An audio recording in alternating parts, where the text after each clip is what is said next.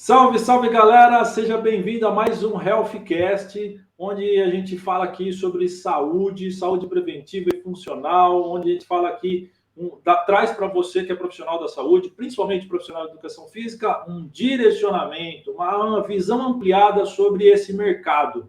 E hoje a gente vai falar sobre um tema muito específico, que é o tema da inflamação crônica subclínica. Nossa, o que é isso? O que é isso? Né? Então, a gente vai bater esse papo sobre esse tema específico e eu trouxe o nosso fisiologista master aqui, Maurício Nader Mello. E aí, Mauricião, tudo bem? Seja bem-vindo novamente ao Healthcast. Beleza, fala Fabiano, como é que estão as coisas, tudo jóia? Tudo ótimo. Obrigado aí mais uma vez pelo convite, é sempre um prazer e uma honra estar aqui para bater esse papo contigo, com vocês todos que estão acompanhando. É um assunto que já falei várias vezes que eu amo falar. Então vamos que vamos, tem muita coisa legal para a gente abordar aí hoje. Legal, cara. Esse daqui é um dos principais tópicos que a gente discute lá dentro da certificação Health Trainers, né? Principalmente dentro do módulo que você toca lá, que é o da capacitação em saúde preventiva e funcional. E ele é um dos direcionadores principais aí desse módulo, né? Então, vamos trazer algumas coisinhas aqui, alguns pontos importantes, né, desse tópico, para todo mundo já começar a ficar mais ambientado sobre isso, porque quando a gente lida com saúde preventiva e funcional, esse é uma base, né, é uma coisa importantíssima de ser esclarecida, saber lidar. Então, quase todos os pacientes que a gente, na nossa investigação Health Trainers, quase todos os pacientes a gente pode identificar ali um pouquinho da inflamação subclínica crônica já instalada. Então, vamos falar sobre esse tópico muito importante aí. Então, assim, queria que você mostrasse, acho que seria importante mostrar quais são os principais mecanismos, já trazendo para o seu lado, fisiológicos, que estão envolvidos na inflamação crônica subclínica e como que ela difere de uma inflamação normal. Né? Quando a gente fala inflamação, todo mundo pensa assim, inflamação eu torci o pé, torci o joelho, inflamou, aquela inflamação aguda, né? Então, quais são essas diferenças?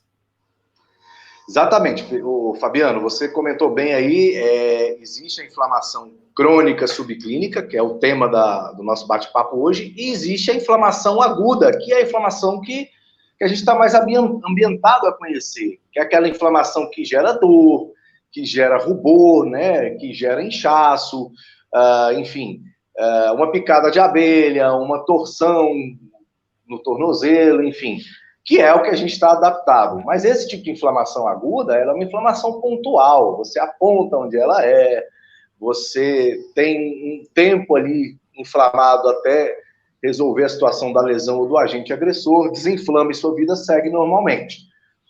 Já a inflamação crônica, não. A inflamação crônica, ela tem características diferentes. E o primeiro aspecto que é muito importante, que fique muito claro, são dois aspectos. O primeiro, a inflamação é um mecanismo de defesa do seu organismo, seja aguda ou seja crônica, é um mecanismo de defesa contra algum agente agressor. O que torna ela crônica é o fato desse agente agressor ser muito frequente na sua vida. Aí você inflama hoje, amanhã, semana que vem, mês que vem, ano que vem, cronificou, e aí você tem um quadro de inflamação crônica subclínica. Então, essa primeira parte, esse primeiro aspecto é muito importante ficar muito claro. A inflamação é um mecanismo de defesa do seu corpo contra algum agente agressor. Ou seja, você tem alguma coisa inflamada, é o teu sistema imunológico te defendendo de alguma coisa. Isso precisa ficar muito claro. Tá? E o segundo aspecto que a gente vai abordar ao longo do bate-papo é que toda inflamação gera em algum nível alguma perda de função. Então, quando você entende bem esses dois aspectos, a gente começa a caminhar por esse processo e entender o que ele pode trazer de malefício aí, de riscos para a nossa saúde. Então, esses dois aspectos são fundamentais. Mecanismo de defesa e gera perda de função. Muito bom, cara. Isso daí já começa a dar uma clarificada, né? Mas Com certeza. eu que vim do esporte, eu que vim do basquete, né? Eu tenho os meus dois tornozelos torcidos, né? Um com rompimento parcial de ligamento, né? Então, quando eu falo assim, uma inflamação, eu lembro já diretamente daquele momento em que eu torci o tornozelo, inflamou, ficou inchado, né? Daquele jeito. E, e, e, e aí você fala assim, tá, foi lá no tornozelo, né? Como você bem comentou, né? Aconteceu no tornozelo. Você deu um outro exemplo muito bom, uma picada de abelha, né? Tomou uma picada de abelha no braço, inchou o braço e tal. Aonde que acontece a inflamação subclínica, crônica, né? Se não é Ótimo. pontual, se não é pontual, não é no tornozelo, não é no braço, aonde que ela acontece? Como que é isso daí? Excelente pergunta. O que é bom que a gente entenda é que, quando eu falei que a inflamação é um mecanismo de defesa do seu corpo contra agentes agressores, quais seriam esses agentes agressores? Tá? Então, primeiro é importante que a gente entenda que a gente está exposto a microtoxinas o tempo todo. E nós temos, basicamente, 3 áreas de troca com o meio. Tá? Basicamente, a parte oral, né? Você pode ter contato com o meio externo através da parte oral, coisas que você ingere, coisas que você respira, então um ar mais poluído, né? Toxinas que você tem, ou poluentes que você respira, e também a pele, tá? Que é um outro meio de troca com o meio ambiente. E aí, se você parar para pensar, você analisa da seguinte forma: respiração, qual é o tamanho do nosso pulmão? A gente pode até representar aqui o tamanho do nosso pulmão com as mãos, tá? Qual é o tamanho da nossa pele? A nossa pele, se você cortar e abrir, ela vai ter aí, claro que depende do tamanho da pessoa, né? Ela vai ter aí cerca de 2 metros a sua pele aberta. Talvez a E minha por tinha um via pouquinho oral, mais, né? o seu chega nos 3 aí. Mas enfim. E a outra meio de contato com o meio externo, via oral, e aí a gente precisa falar de intestino. Tudo que entra pela sua boca vai chegar uma hora lá no teu intestino. E aí a gente pergunta, qual é o tamanho do intestino? Então, o intestino, ele tem o tamanho de uma quadra de tênis, aberto. Se você corta o teu intestino e abre, é do tamanho de uma quadra de tênis. Então, ele é muito maior do que o pulmão, muito maior do que a pele, e seu organismo inteligente que vai concentrar a maior parte das células de imunidade ali, que é um órgão maior, que é um órgão mais exposto ao meio externo, então um organismo inteligente. O exército de defesa precisa estar ali.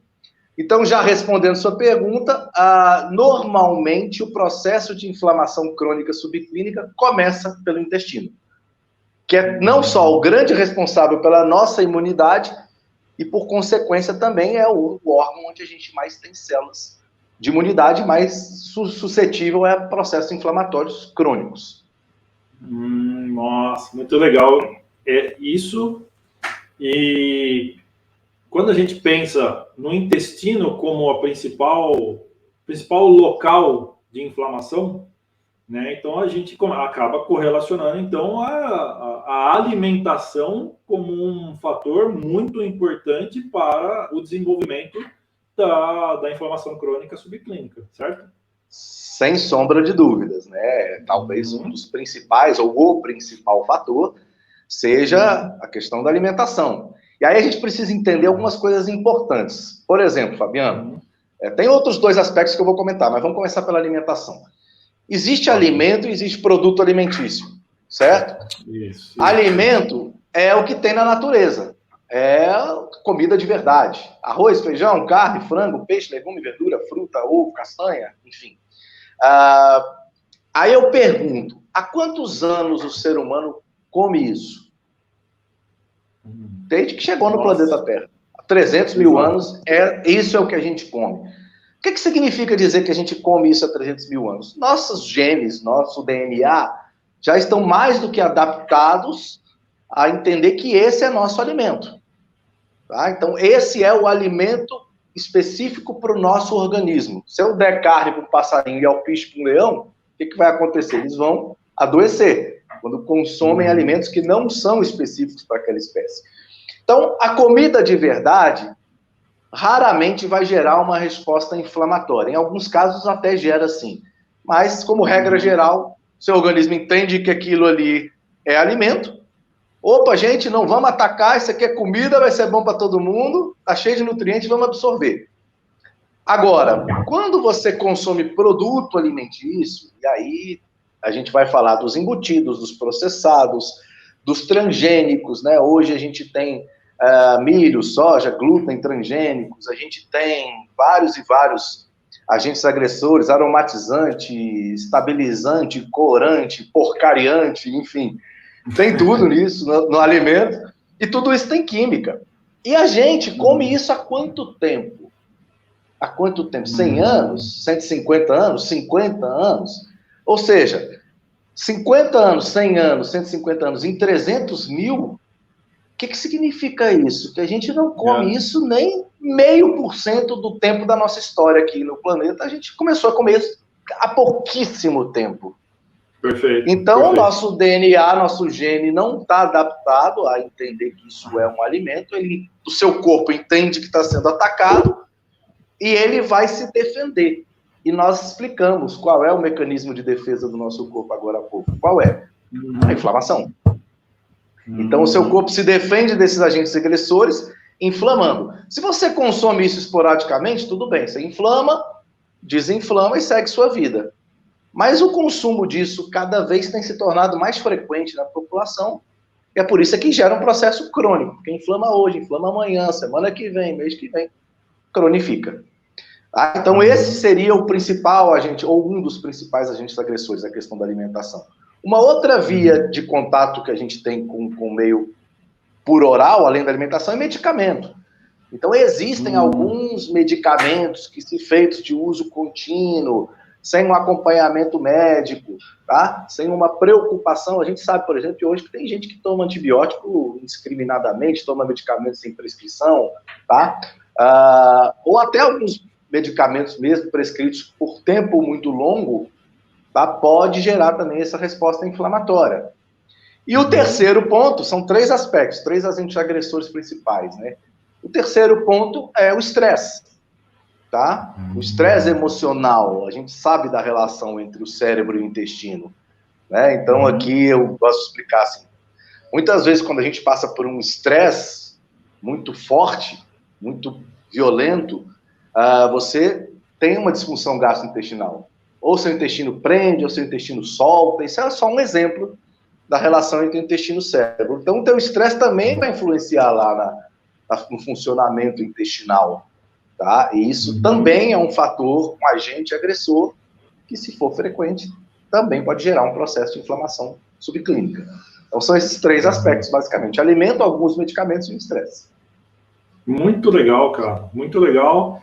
Eu acredito que está ficando cada vez mais claro, né, para você aí que está assistindo. Se você está assistindo aqui e está fazendo sentido isso, coloca aqui nos comentários. Também, se já está fazendo sentido para você e é legal você compartilhar isso com outros profissionais que ainda não estão tão ambientados com com essa linha, com essa direção. Compartilha esse episódio aqui também, leva isso para mais profissionais. Quanto mais pessoas ficarem sabendo e começarem a entender esse tipo de conduta, é mais força para nós aqui, profissionais também. Tá? Exatamente. Maurício, quais então são as consequências? O que acontece como consequência? Né? Então, cronificou a inflamação, principalmente por esses 3 agentes agressores. Cronificou, então quer dizer, ficou exposto há muito tempo, isso, né? O que pode desencadear? Quais são as consequências da inflamação, então, crônica subclínica? Maravilha. Antes de entrar diretamente nesse aspecto das consequências, é bom a gente explicar, e mais para frente a gente detalha isso melhor, que também, do mesmo jeito que tem os agentes agressores que geram inflamação, também tem as condutas que diminuem, controlam ou geram uma resposta anti-inflamatória, antioxidante no nosso organismo, que aí é uma balança, né?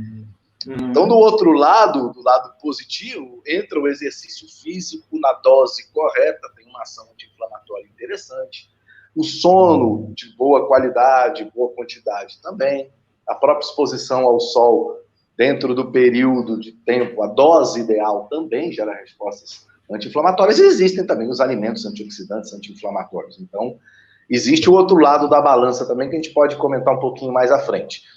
Mas, basicamente, as consequências, aí a gente comentou lá no comecinho da live, que basicamente é o seguinte, como toda inflamação gera em algum nível uma perda de função, por exemplo, até mesmo as inflamações agudas, pensa numa torção de tornozelo, tá? O tornozelo tem a função de te dar mobilidade, né?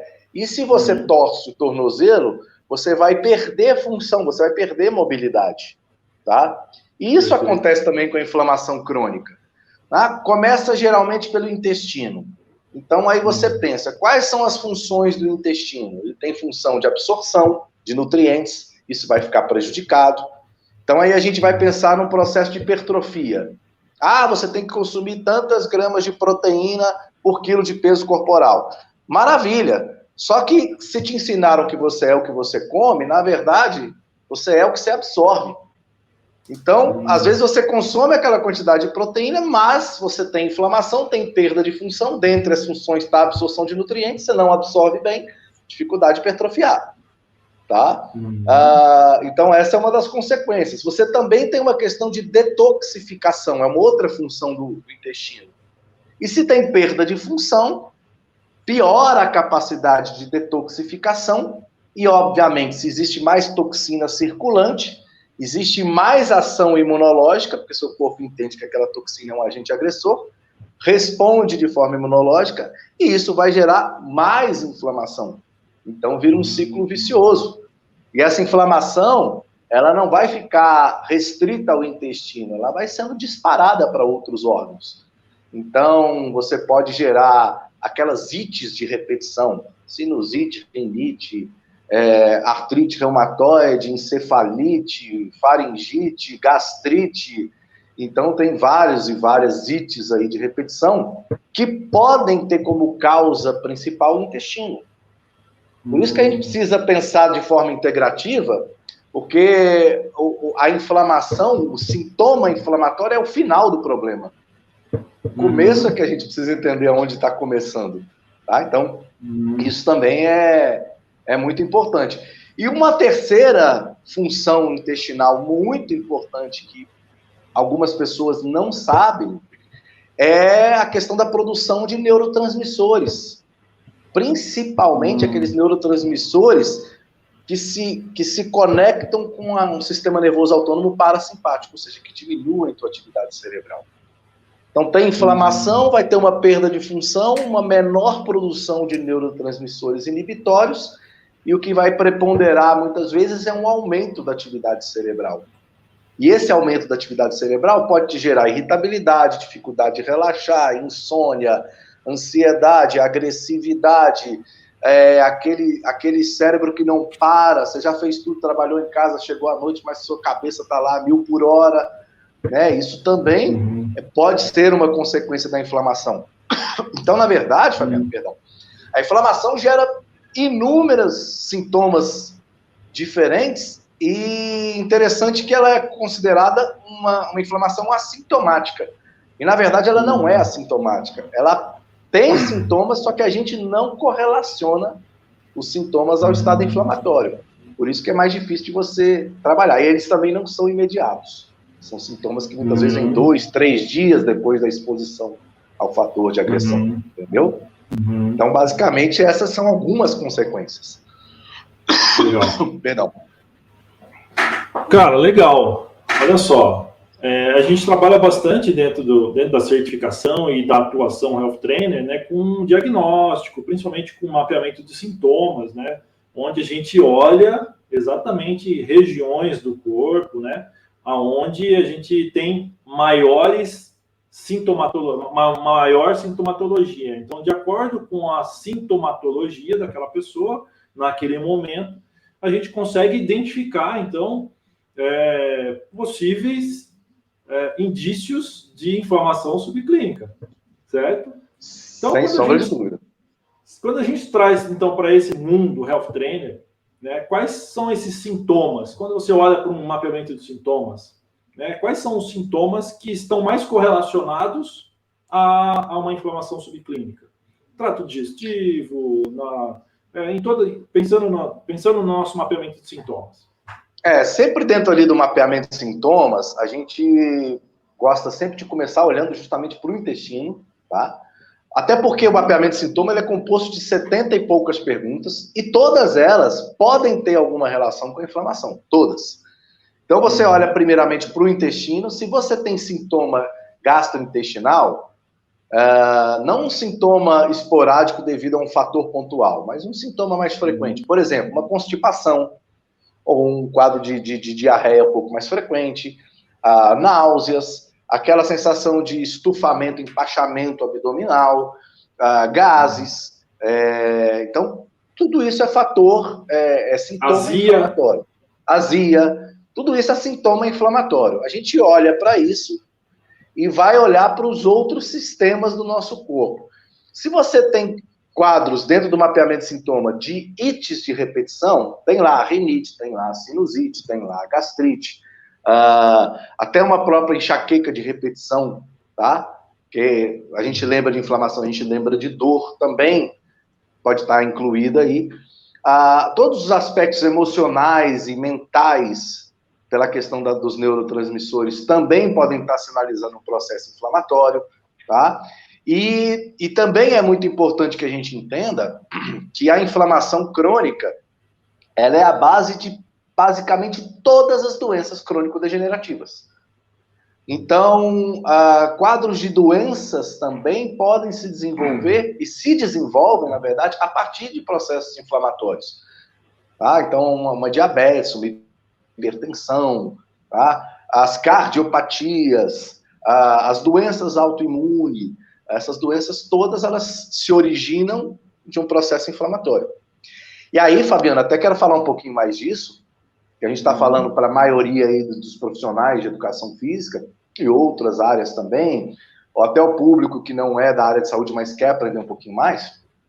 É importante que a gente explique que esse processo de prevenção é muito da nossa área. É muito da nossa área. A gente trabalha na atenção primária à saúde, que é prevenção. Então, se você quer ter uma excelência em prevenção, você precisa estudar como que as doenças se desenvolvem. Eu gosto de dizer que a nossa área ela é complementar à medicina, porque a medicina ela vai do diagnóstico para frente. Você vai diagnosticar e você vai tratar, seja via cirúrgica, seja via medicamentosa.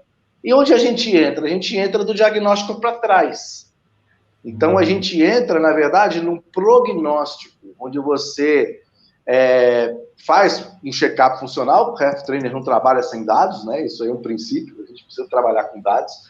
E através desse check-up funcional, onde você avalia vários aspectos, você consegue ter um prognóstico. Primeiro, o check-up funcional é um reflexo do que consequência aquele estilo de vida está trazendo para a saúde daquela pessoa. Isso é o que mostra o check-up funcional, que mostra o mapeamento de sintomas. Então, quando você entende isso, você entende que a base de tudo é a questão do estilo de vida, e você começa a analisar os prognósticos. Olha, se você continuar com esse estilo de vida, eu estou vendo que você está aumentando o risco de um desenvolvimento de uma doença crônico-degenerativa, você está aumentando, se aproximando de um quadro de sarcopenia, de um quadro de dinapenia, mas você não precisa esperar chegar a esse diagnóstico para agir. Vamos agir agora. Vamos fazer alguma coisa agora, porque é muito melhor você receber um prognóstico, que é algo que pode acontecer, do que um diagnóstico, que é de algo que já aconteceu. E dali para frente você vai começar a cuidar da doença, né? Não é mais da saúde. Então, essa área é muito da educação física, e está faltando a educação física abraçar isso. Falar, prevenção é comigo, eu preciso entender tudo de prevenção, eu preciso entender como é que a doença se desenvolve, eu preciso saber quais as intervenções que eu posso, dentro da minha área, sem fugir da minha área, aplicar para conseguir reverter esse prognóstico negativo. Né? Porque você pega a pessoa e você muda a rota dela através da mudança do estilo de vida. E aí eu falo, eu particularmente, eu não conheço nenhum profissional que tenha mais possibilidades e mais recursos de reprogramar o estilo de vida das pessoas do que o profissional de educação física. Primeiro, porque ele é da atenção primária à saúde. Depois, porque ele está com a pessoa toda semana, muitas vezes todo dia. Tá? Então, a gente tem uma oportunidade de ouro que nenhum outro profissional de saúde tem, até pela questão da proximidade, da frequência do contato, de reprogramar esse estilo de vida. E é o que mais influencia na saúde das pessoas, muito mais do que a genética. O estilo de vida, ele tem muito mais influência sobre a nossa saúde do que a nossa genética. A gente não é escravo da genética, não. A gente consegue... tem o avô que infartou, o pai que infartou, o bisavô infartou, você vai infartar? Depende. Você possivelmente tem aquele gene, aquele DNA ali, com essa predisposição genética, mas você precisa acionar o gatilho. E o gatilho, 90% das vezes, vem da inflamação. Né? Então, a importância de saber isso para o profissional de educação física é imensa. Você precisa saber o que é uma inflamação crônica, como identificar, como interceder, como tratar. Muitas vezes você vai precisar de outros profissionais. E é aí que a brincadeira fica legal. E é legal você falar isso, Maurício, porque, cara, quando a gente fala assim, quando a gente está conversando com os profissionais, a gente leva a nossa mensagem para muitos profissionais, os profissionais falam, cara, eu quero entender mais sobre a certificação Health Trainer e tal, e a gente explica, a gente trabalha com a saúde preventiva, com a saúde funcional, e aí o cara fala assim, legal esse negócio aí, eu já pensei em atuar na terceira idade. Não é terceira idade, não é trabalhar com pessoas com mais idade. Porque na cabeça do profissional de educação física, a saúde preventiva ainda está muito correlacionada a atuar simplesmente com os idosos. E não é. Né? Então, você descreveu muito bem fisiologicamente o quadro, e esse quadro ele pode acontecer com um jovem, ele pode acontecer... Aliás, eu posso te dar o relato aqui, que eu estou acompanhando, um jovem de 22 anos, extremamente inflamado, e que a gente está, através das condutas health trainers, mudando o estilo de vida dele. Né? Então, a saúde preventiva não é para idosos. É um mercado que está aí para todo mundo. Se o cara come industrializado todos os dias, possivelmente ele já está inflamado. Se ele está sedentário, possivelmente ele já está inflamado. Se ele vive numa capital com muita poluição e muito estresse, ele já está inflamado. Então, essa pessoa, ela é o seu cliente, vai ser o seu cliente health trainer, que você pode atuar ajustando a vida dela. Tá? Então, só por essa abertura de visão que o Maurício trouxe para a gente aqui, o mercado da saúde preventiva está aí, está aberto, tem médicos falando, tem nutricionistas falando, tem fisioterapeutas falando, um pouco menos, mas cadê o profissional de educação física da saúde preventiva? A gente está precisando de você, porque, sem dúvida, como você falou muito bem também, Maurício, é a gente que está lá na lida, né?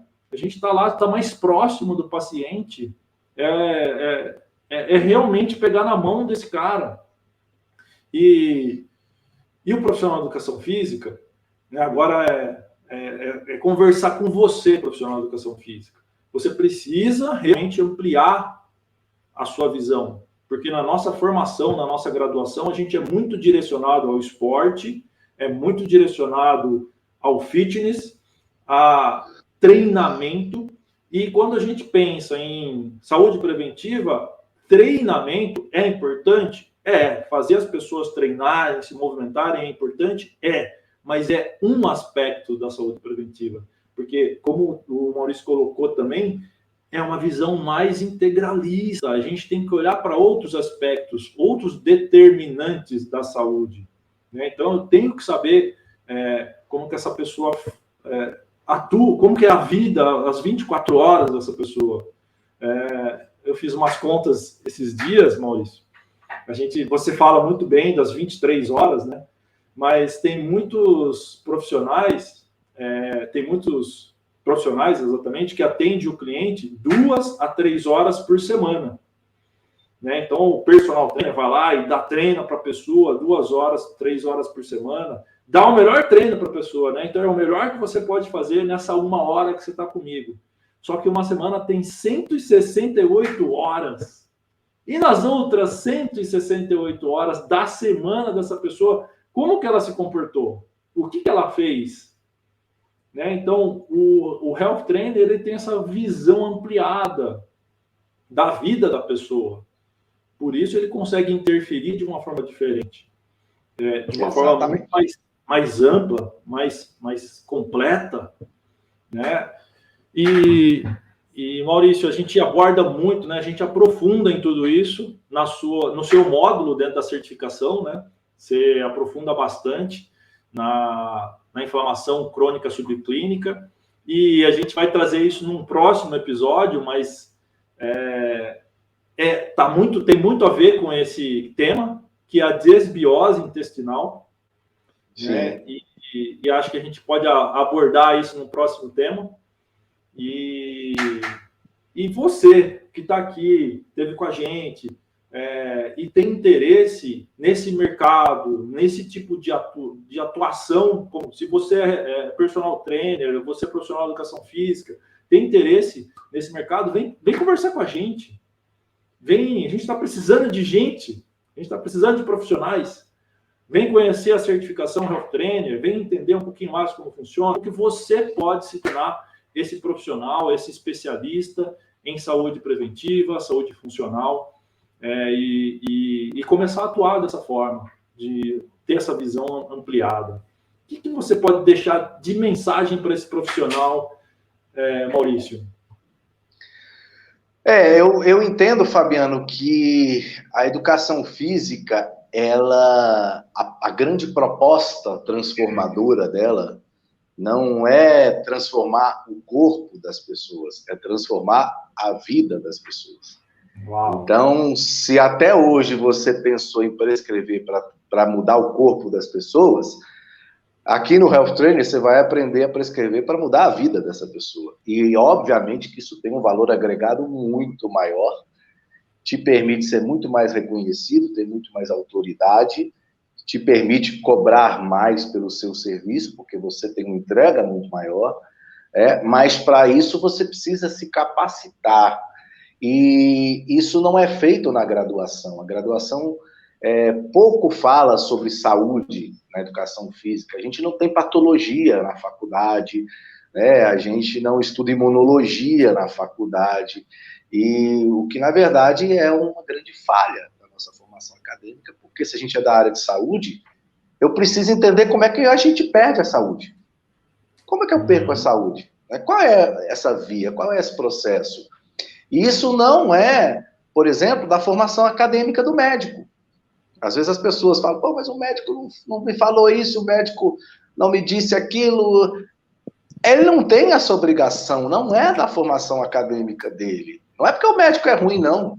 A formação acadêmica dele é diagnóstico e tratamento. Tá? E graças a Deus que eles existem. Agora, como prevenir? Um ou outro vai até falar, e, cara, sempre fala, né, Fabiano? Você precisa de fazer exercício, você precisa se alimentar melhor. Agora, quem vai conduzir a pessoa pelo processo é você. Porque é óbvio que ela quer mudar. É óbvio que ela quer mudar. Não é? Ela quer se alimentar melhor, ela quer se exercitar, né? Ela quer dormir melhor. Agora, existe uma diferença entre a pessoa querer e a pessoa conseguir. Né? Então, às vezes, por exemplo, a pessoa vai no nutricionista ou vai na academia e tem uma prescrição de dieta, de exercícios, a pessoa não seguiu aquilo ali. Você não pode olhar para essa pessoa e dizer assim, pô, você é sem vergonha, você não tem disciplina, você não seguiu, então você nunca vai ter resultado. Ei, ela quer fazer. Ela não foi no nutricionista, pagou a consulta, não foi na academia, pagou a mensalidade, porque ela não quer, isso não existe. Ela não conseguiu fazer. E é você que tem que entender por que ela não conseguiu, qual foi a dificuldade. Esse passo a passo, quem faz é você, quem faz é o profissional de educação física. Esse rastreamento, esse check-up funcional inicial para você ver onde estão as oportunidades de melhora, né? Esse acompanhamento do processo. essa resposta que o seu organismo dá perante a dose que você prescreveu. Eu te prescrevi uma dose, você tem que ter uma resposta. A resposta foi adequada? Foi, acertei a dose. A resposta não foi adequada? Não, errei a dose.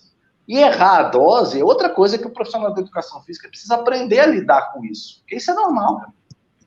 O médico prescreve o antibiótico, você volta, não deu o resultado que ele queria no exame de sangue, ele fala naturalmente, eu vou trocar aqui o antibiótico, esse não funcionou bem, vamos fazer essa outra tentativa aqui. E o profissional de educação física tem essa dificuldade de lidar com um resultado ruim, né? Porque muitas vezes ele atribui a culpa a ele. Não é sua, não. Né? Você precisa, na verdade, entender que você está começando a avaliar, a medir o que você está fazendo, você tem que medir o que você está fazendo, para entender, olha, isso aqui funcionou, mas isso aqui não deu muito certo. O princípio da individualidade biológica. Para esse paciente, essa intervenção não funcionou, vamos tentar uma outra forma. Agora isso, sem conhecimento fisiológico, sem mapear o que você está fazendo, né? E sem ter esse mindset voltado para a prevenção, né? Como que a doença se desenvolve, como os sintomas se desenvolvem, como a disfunção se desenvolve, como que você trata, você vai ficar dando tiro no escuro, né? Você vai ficar preocupado em entregar barriga de tanquinho, bumbum na nuca e corpo definido, que você tem trocentas pessoas que fazem a mesma coisa, né? Para pouquíssimas pessoas que querem de fato isso, né? E do outro lado você tem um público absurdo com pouca gente que sabe atender esse público. Então, cara, vem para cá.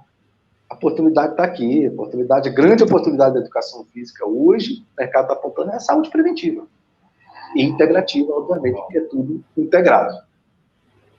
Show de bola. Bom demais, Maurício. Fala para a galera aí, né, o seu Instagram, para a galera te conhecer, te seguir, né? Vamos lá, galera. Manda ver aí. Bom, meu Instagram é @MauricioNader _fisiologista, tá? Por lá você tem muito conteúdo sobre, inclusive, inflamação crônica subclínica, sobre saúde preventiva, sobre saúde integrativa, sobre o meu curso de capacitação em saúde preventiva, que eu falo, na verdade, que é uma missão, né? Eu tenho essa missão de formar um exército para ajudar a gente nessa causa, né? É engraçado que minha filha, de 15 anos, quando me vê dando a capacitação, ela fala assim, pai, mas você está ensinando para os outros tudo que você faz, você vai arrumar um monte de concorrente. Eu falei, não, é muita gente precisando, é muita gente. O exército precisa ser muito maior, entendeu? E conhecimento a gente tem que espalhar, a gente não pode segurar, não. Né? Então, tem muita gente precisando para pouca gente atendendo. Então, essa é a mensagem. Show de bola. Obrigado, Maurício. Você que esteve com a gente aqui, mais uma vez, vou reforçar esse pedido, compartilha essa mensagem, leva esse episódio para mais profissionais. Como a gente está falando aqui, a gente precisa de mais gente. Então, compartilha aí. Separa 3 amigos seus, profissional de educação física ou profissional da saúde, que precisa dessa informação, e compartilha esse episódio. E, obviamente, se você não está inscrito ainda aqui no canal, se você não faz parte aqui da nossa comunidade, se inscreve aí para receber os próximos Healthcasts. Maurício, a gente se vê no próximo Healthcast. Obrigado mais uma vez aí pelo seu tempo, pelas explicações, pela fisiologia, e até a próxima. Imagina, eu que agradeço o convite mais uma vez, é sempre um prazer, uma honra estar aqui conversando com vocês.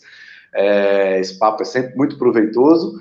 E até uma próxima aí, para a gente ter cenas dos próximos capítulos. Então, acompanhe o Healthcast aqui e vamos que vamos. Obrigado pelo convite mais uma vez, meu amigo. Tamo junto. Valeu. Tamo junto. Valeu. Tchau, tchau.